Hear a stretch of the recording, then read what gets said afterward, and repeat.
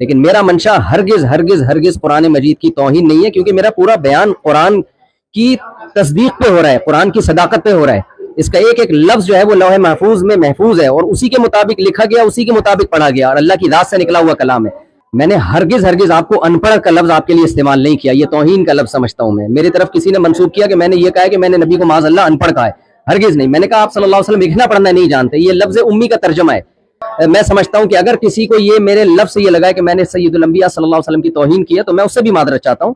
اور میرا عقیدہ یہ ہے کہ میں یہ سعادت سمجھتا ہوں کہ ناموس رسالت پر اگر میری موت واقع ہو جائے تو میں سمجھتا ہوں اس سے بڑی کوئی دنیا میں کامیابی نہیں ہے.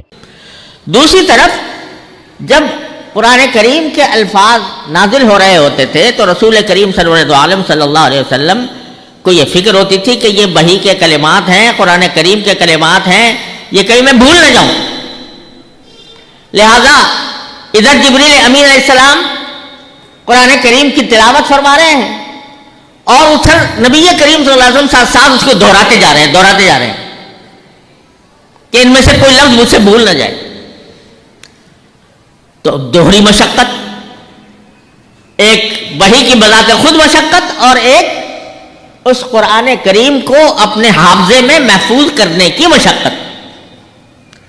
تو اللہ تبارک و تعالیٰ نے وحی نازل کرتے کرتے کرتے سورہ قیامہ کی، جس میں قیامت کے احوال بیان فرمائے اللہ تبارک و تعالیٰ نے، این اس کے درمیان جب دیکھا کہ میرے پیارے محبوب کو مشقت ہو رہی ہے یاد کرنے میں، تو آپ کو تسلی دی کہ لا تحرک بہ لسانک لتعجل بہ.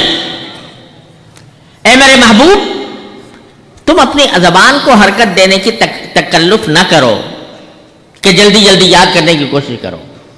تم اس فکر کو چھوڑ دو کہ یہ تمہیں بھول نہ جائے.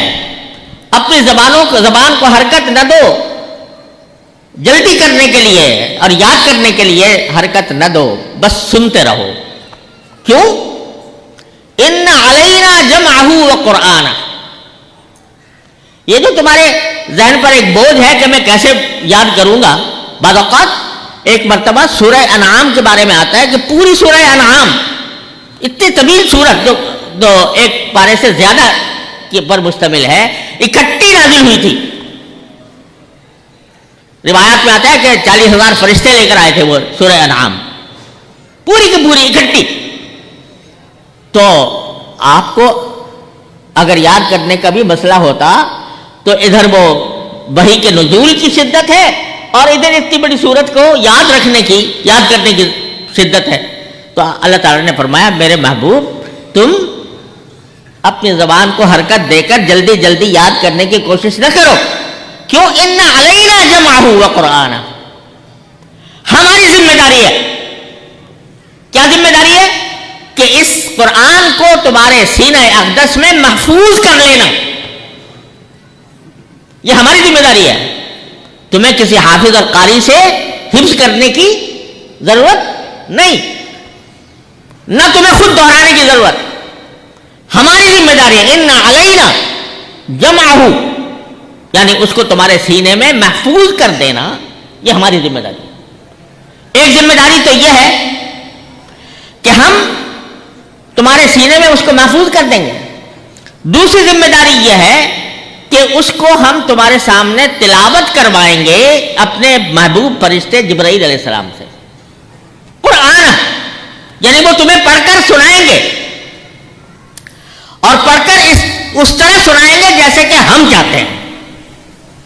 ان علینا جمعہ، یعنی ہماری ذمہ داری ہے کہ ہم اس کو تمہارے سینے میں محفوظ کریں گے اور تمہارے سامنے پڑھوائیں گے جبرائیل سے اس طرح جیسے ہم چاہتے ہیں. پھر کیا ہوگا؟ فَإِذَا قَرَأْنَاهُ، جب ہم پڑھوا دیں، ہم پڑھ دیں یعنی ہمارا فرشتہ پڑھ دے، فَاتَّبِعْ قُرْآنَهُ، تو دل میں آپ کے محفوظ تو ہم نے کر دیا، آپ اس کو بھولنے والے نہیں ہیں. آپ کے اوپر کبھی نسیان اس قرآن کریم کا طاری نہیں ہوگا کہ آپ بھول جائیں کہ ہم نے کیا نازل کیا تھا. اس کی ذمہ داری تو ہم نے لے لی کہ آپ کے سینہ اقدس میں وہ قرآن محفوظ ہو جائے گا. اور ہم نے پڑھنے کا طریقہ بھی آپ کے سامنے بتا دیا جبریل امین کے ذریعے. جب ہم نے پڑھنے کا طریقہ بتا دیا تو پھر فَاتَّبِعْ قُرْآنَهُ، جس طریقے سے جبریل امین نے تمہارے سامنے پڑھا تھا اسی طریقے کا اتباع تم بھی کرو.